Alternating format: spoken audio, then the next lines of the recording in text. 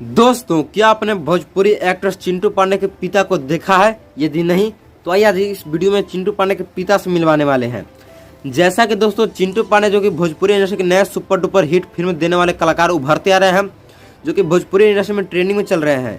चिंटू पांडे के साथ साथ भोजपुरी में और भी बहुत सारे सुपरस्टार हैं, जैसे दिनेश लाल यादव निरहुआ। जी हाँ दोस्तों, Dinesh Lal Yadav Nirahua, trending star superstar Khesari Lal Yadav, power star Pawan Singh और भी बहुत सारे कलाकार हैं। लेकिन दोस्तों उन्हीं कलाकार के बीच एक और कलाकार है, जिस कलाकार का नाम है चिंटू पांडे। जी हाँ दोस्तों, आज हम चिंटू पांडे के पिता से मिलवाने वाले हैं। जी हाँ दोस्तों, ये है चिंटू पांडे का रियल पिता, जो कि ये भी फिल्म में काम करते हैं।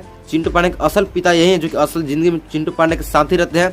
और चिंटू पांडे को यदि इतने बड़ा मुकाम पर कोई पहुंचाया है तो चिंटू पांडे की इकलौता पिता है, जो इनको इतना बड़ा मुकाम पर तक पहुंचाया है।